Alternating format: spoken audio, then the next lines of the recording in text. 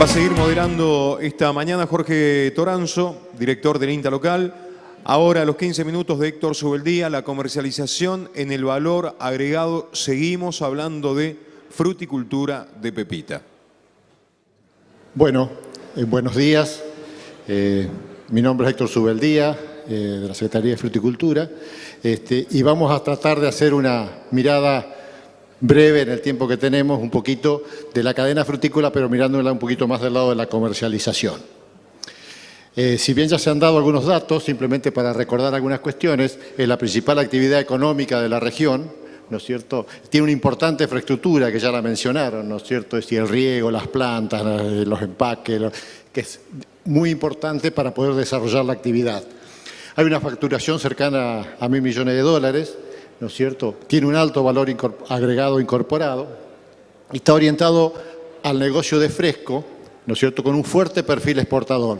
Me parece que esto es clave para entender cómo funciona toda la cadena, porque si nosotros no tuviéramos una presencia exportadora, tendríamos que reducir muy fuertemente la producción porque no tendríamos dónde colocar la fruta. Por lo tanto, el destino de nuestro desarrollo productivo está muy vinculado a la exportación, por supuesto, favorecidos por un mercado interno importante.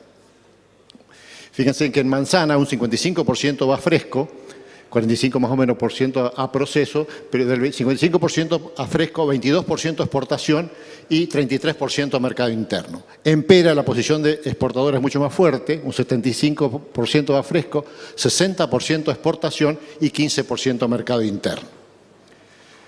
Los mercados ya se vieron recientemente. Y quiero entonces mostrar un esquema, esto es en base a un modelo que desarrollamos, un modelo muy simplificado, para tratar de ubicar valores en la cadena. Esto lo estamos profundizando con un trabajo de investigación que se está haciendo con la Facultad de Agronomía de la Universidad Nacional del Comahue, la Secretaría de Fruticultura, y se ha sumado la Universidad de Mendoza, la Universidad de San Juan y los INTAs respectivos. Es decir, lo que interesa es profundizar un poco cómo es el desarrollo de esta cadena y cómo se van agregando valor en las distintas etapas. Vamos a ver que por ahora tenemos algunas, por lo que conocemos, simplificamos bastante algunos valores, pero nos faltan conocer otros que nos permitan profundizar esto. Con esta forma, un esquema muy simple y como un modelo, el total, ¿no es cierto?, de que los consumidores estarían pagando la fruta, ¿no es cierto? Estamos hablando de fruta fresca. Estaría en el orden de $2.200 millones, ¿no es cierto? Y a la región ingresan casi $800 millones, e ingresa un 34%. Y a la producción primaria ingresa aproximadamente un 12%. Una forma más simplificada de verla sería este esquema, ¿no es cierto?, en el cual, es decir, tenemos acá el 34% de lo que ingresa a la región y el 66% que queda fuera de la región. Entonces acá lo primero que deberíamos preguntarnos si estamos conformes con el 34%, entonces pasa a ser una cuestión simplemente de ver cómo distribuimos la torta internamente. O decirlo de otra manera, nos pegaremos el cuchillo a ver cómo se distribuye. Y si no también, si no estamos conformes, una de las alternativas es ver cómo incorporamos parte de ese 66%. No todo es posible incorporar, porque, por ejemplo, la fruta que lleva a los distintos destinos hay un costo de flete, etcétera, etcétera. Pero hay posibilidades de incorporar valor y creo que ese tiene que ser el desafío que tenemos que plantearnos para poder agregar más valor a la región. A simple presentación muy esquemática de cuál sería un poco nuestra situación actual, ¿no es cierto? ¿Tenemos oportunidades? Sí, tenemos oportunidades. Hay un mundo que demanda alimento. Ayer se decía que se incorporan 80 millones de habitantes todos los años en el mundo. Por lo tanto, todos posibles consumidores de alimentos, ¿no es cierto? Y hemos tenido una serie de precios favorables en los últimos años. Es decir, que nos han acompañado, digamos, traccionando con una buena demanda. Entonces, esas serían las oportunidades, mercado y precio. Amenazas, también hay amenazas, ¿no es cierto? ¿Cuál sería? Un poco la conflictividad mundial, de doble aspecto, la política y la económica. Es decir, es muy posible que entremos en un ciclo de amesetamiento de los precios, incluso con algún retroceso. por los problemas que está viviendo el mundo, ¿no es cierto? Hay también mayores exigencias, mayores requerimientos de los mercados y que si no reaccionamos pasa a ser una amenaza. El posicionamiento de los competidores, en el mismo sentido. Nosotros, desde el hemisferio sur, competimos, ya se mostró, con Chile, con Sudáfrica, con Nueva Zelanda, incluso con Brasil. La política macroeconómica tiene mucho impacto, tanto desde el punto de vista de la relación cambiaria con otras medidas, la parte fiscal, la parte de política arancelaria, etcétera, etcétera, que juega un papel importante al ser un producto que, como veíamos, tiene un alto perfil exportador. No podemos dejar de lado eso porque podemos crear situaciones que no son favorables, como un poco nos ha venido pasando. También hay competencias de otras actividades. Creo que se mencionó en el panel anterior que alguien habló del tema de vaca muerta, ¿no es cierto? Y es un impacto para la región. ¿Por qué? Porque tracciona sueldos, ¿no es cierto? Y entonces pensar en una fruticultura de sueldos bajos yo creo que va a ser imposible por lo menos unos cuantos años. Entonces tenemos una amenaza en ese aspecto que debemos estar muy atentos. ¿Fortalezas? Sí, tenemos fortalezas.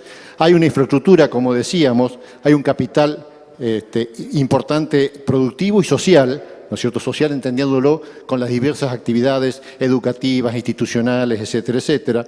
Sanidad, si bien no tenemos resuelto totalmente el problema, pero tenemos programas, trabajamos, sabemos cuáles son nuestros problemas y podemos, digamos, de alguna manera, poder ingresar a los mercados. Reconocimiento, tenemos más de 100 años en los mercados y eso es un valor que tiene un peso importante, es decir, la fruta argentina es reconocida en el mundo. Tenemos presencia, sí, se hablaban de 40, 50 mercados que estamos participando en forma permanente y eso es un valor importante. Y por supuesto los mercados que hemos desarrollado y hay mercados que podemos desarrollar y seguir trabajando para colocar nuestra fruta. Y también tenemos debilidades. Creo que una debilidad importante es una visión estratégica y política de desarrollo no fuerte, que es un deber pendiente, que tenemos que encontrarla, que tenemos que trabajarla, que tenemos que profundizarla.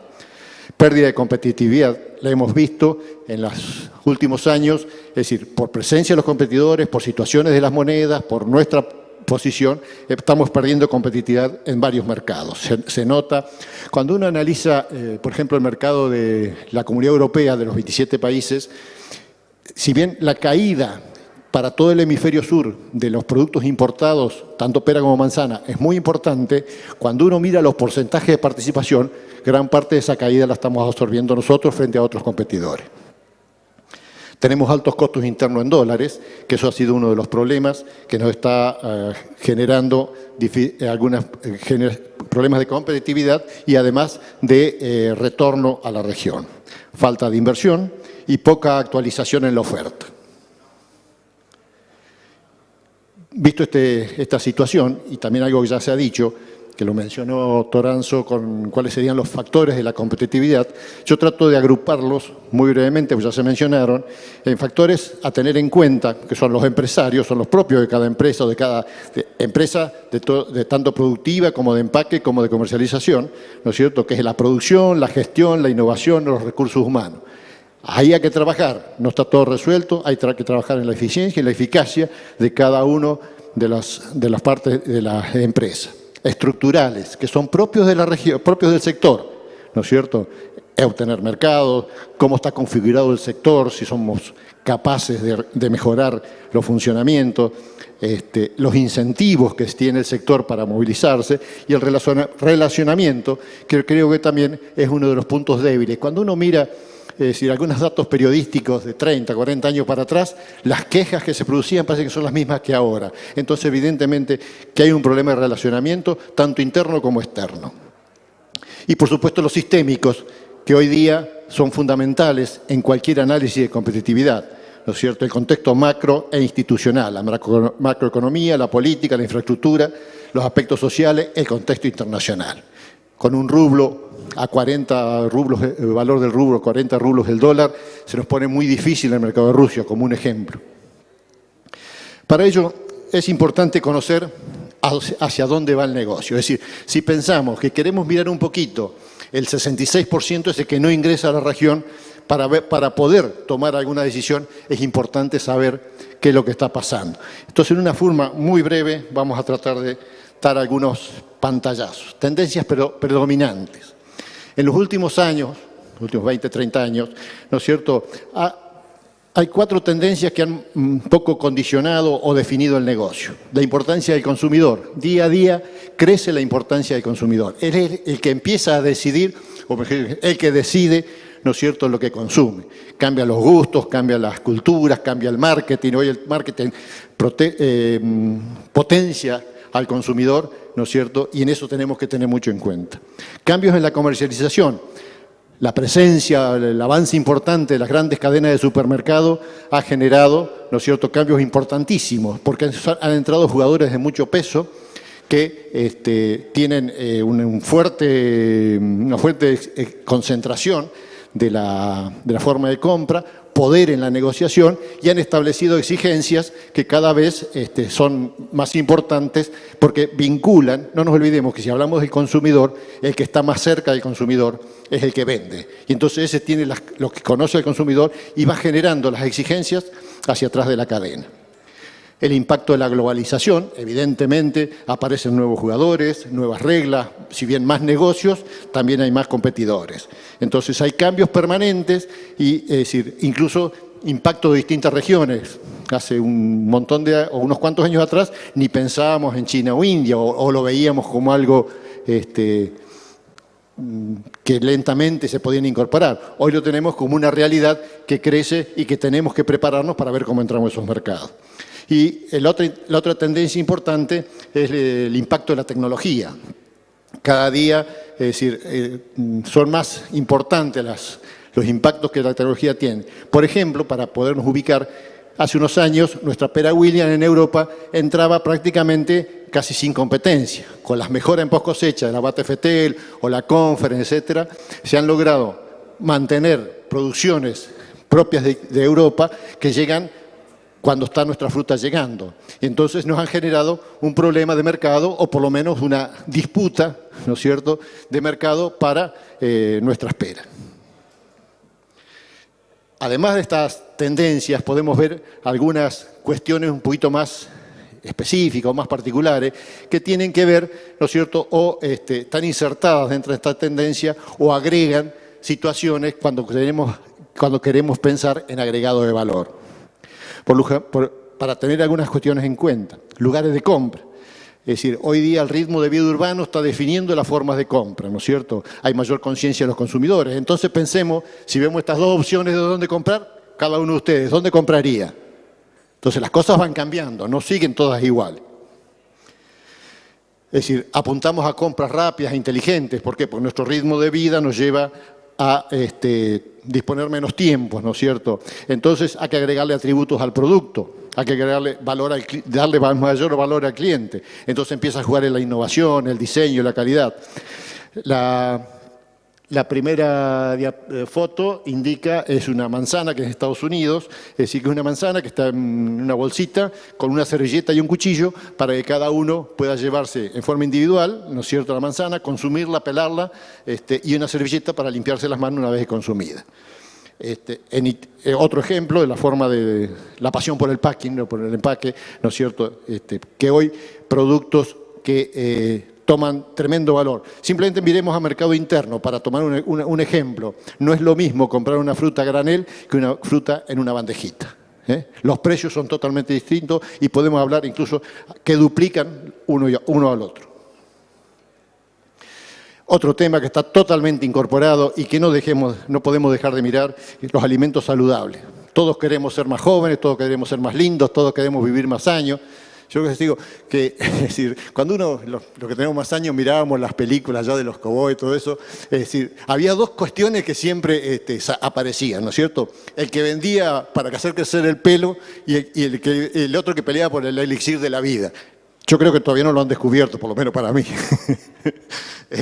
Pero sí todos buscamos, ¿no es cierto?, a través de los alimentos, la felicidad, ¿no es cierto? Y también aparece elementos importantes como el conocimiento. Es decir, ya vincularse Es decir, ¿qué significa ese producto? ¿Cómo se conoce? ¿Qué se sabe? Es decir, todos queremos ser flacos, hermosos, así que bueno, es un desafío. Y entonces, si no incorporamos estos elementos dentro de nuestro concepto de venta, es decir, podemos correr riesgo de quedarnos cada vez más lejos. También la familia juega un papel importante. Cuando vamos a dar el alimento a nuestros hijos, pensamos de dónde viene, si tiene productos negativos o no favorables, y entonces tomamos decisiones. La identificación del producto, simplemente 2 ejemplos. La joya, ¿no es cierto?, una manzana que tiene muy buen precio, ¿no es cierto?, y está orientada a los jóvenes, ¿no es cierto? Es decir, la propaganda sale como combustible para el ritmo de vida apasionante y rápido, ¿no es cierto? O lo que hicieron con la Abate Fetel en Italia, ¿no es cierto?, que cuando tuvieron la crisis hace 3 o 4 años atrás, desarrollaron una identidad de origen y un proyecto de marca para poder defender la Abate Fetel de Emilia-Romagna. Todos somos consumidores, es decir, acá hay una experiencia multisectorial, todos somos gourmet. Hoy día miramos la televisión y aparecen programas de gourmet todos los días. Entonces empieza a haber, es decir, todos empezamos a tener, digamos, un mayor conocimiento y a requerir de los alimentos, ¿no es cierto? Y obliga a la comercialización poder segmentar. El desarrollo de los clubes, ¿no es cierto?, que han avanzado muchísimo, el tema de la Jazz, de la Pink Lady, que es conocida, ¿no es cierto? Es decir, hay un diferencial de precios sumamente importante, es decir, valores entre 40 y 50% más, ¿no es cierto?, frente a una variedad tradicional. Entonces, si no tenemos en cuenta esas afecciones, será muy difícil avanzar en agregados de valor. La promoción, ¿no es cierto? Y para hacer el otro tema que me parece muy importante, la forma de comunicación e información. El primer cuadro es un trabajo que hicieron en Brasil, el IBRAF, en el 2012. Estudiaron la forma en que los distintos canales que la gente se informa para tomar decisiones de compra. Y entonces aparecen muy claramente, ¿no es cierto?, todo lo que significa el Internet, ¿no es cierto?, y la televisión. El CCO de Ferrara, con 16 empresas, ¿no es cierto?, que una comunicación directa a través de Facebook con sus consumidores. Y, por ejemplo, Valvanosta, en esta temporada, desarrolló código o utiliza códigos QR, es decir, de respuesta rápida, para comunicar, ¿no es cierto?, cuando uno va a comprar con código de barra, qué característica tiene la fruta que compra. Entonces tenemos que estar muy atentos a esos cambios. Para terminar, los desafíos. Conocer lo que se demanda, es un poquito así lo que tratamos de mirar muy brevemente, y su posible tendencia, saber dónde va, para acordar una estrategia regional, que decíamos que podía ser uno de los valores que nos estaba faltando, que permite una política frutícola, ¿no es cierto?, a mediano plazo. Es muy difícil en fruticultura trabajar a corto plazo. ¿Para qué? Para realizar los cambios productivos, estructurales, macroeconómicos e institucionales. Si no trabajamos en conjunto todas las variables, va a ser muy difícil. Cada uno por sí es necesario, pero no suficiente. Para generar ventajas competitivas, ¿no es cierto?, que nos permita crear valor y dar sustentabilidad al negocio. Si no logramos esto, ¿no es cierto?, es decir, estaremos complicados. Pero si lo logramos esto, estaremos potenciando el desarrollo regional. Fíjense, 2 cosas. La primera, conocer la demanda, es decir, cambiar un poquito la mirada, mirar de la otra punta. Y finalmente, segundo, realizar los cambios. Si no estamos dispuestos, si no abrimos la cabeza a producir esos cambios que nos están demandando, es decir, toda la actividad en el mundo, va a ser muy difícil. Entonces, con eso termino. Muchas gracias. Nada más.